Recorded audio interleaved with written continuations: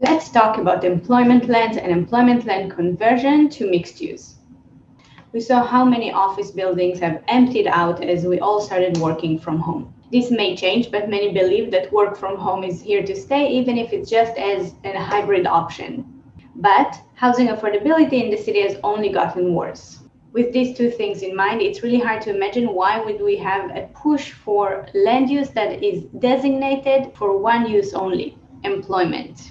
Yet, unfortunately, this is exactly the debate that we're having here in Toronto. Employment lands. These are areas that are dedicated strictly to business and economic activities.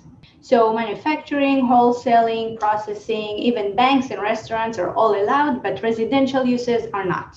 Both the city and the province like to protect their employment lands. These lands sometimes seem essential because they provide the spaces for economic development. However, residential uses are more profitable, so therefore it's not as likely to have a development dedicated for employment uses only. And also, once an employment land is converted to residential or mixed use and people start moving in, it's really unlikely that this area will ever be reconverted back to just employment. In the city of Toronto, there are two types of employment lands, general and core.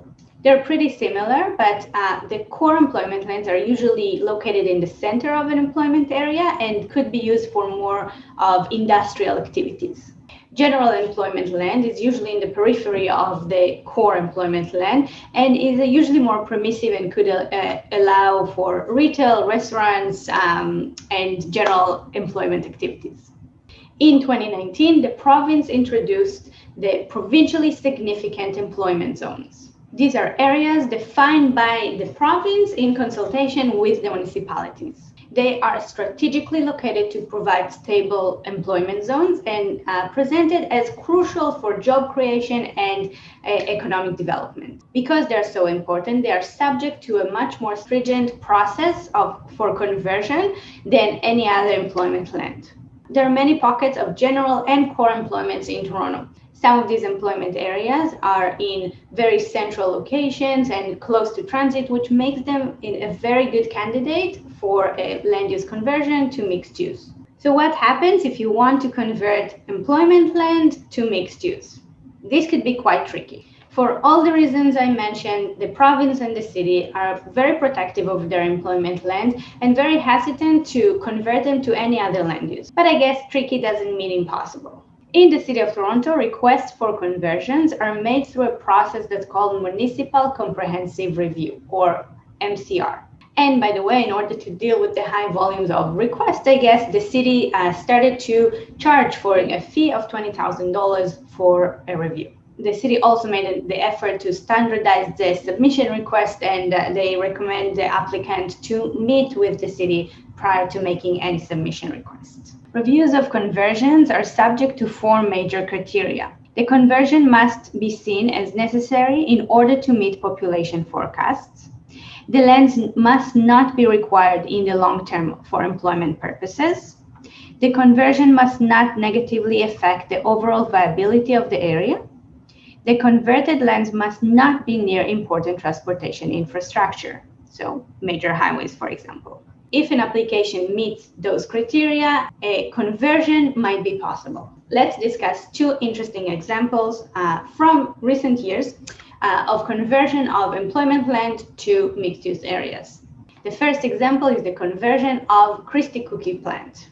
In 2019, the site was rezoned from employment land to regeneration areas following approval by City Council and LPAT. The plans for this 28-acre site include plans for residential, retail, office or employment, new blocks, new streets, and of course parks and open space, and also a transit hub.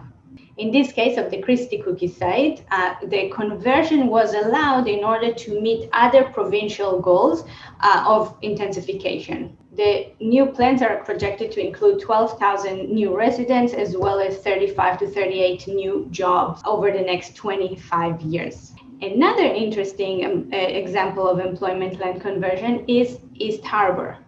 For a long time, the city insisted that the land will remain employment and strictly employment. The area was considered an important employment zone and even was considered a provincially significant employment zone. The fear was that allowing it to become a truly mixed-use development will make it much harder to achieve other employment growth targets.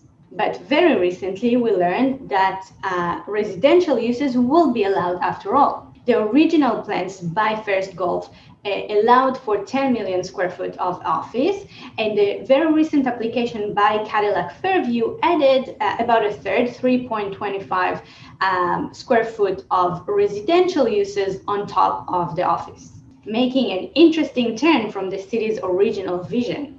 I agree that employment plans and the employment land conversion are an important planning matter.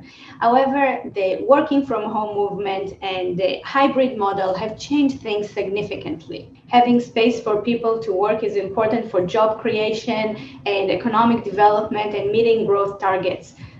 But mixed use, affordable, and complete communities that everything is nearby is just as important. I would argue, probably even more.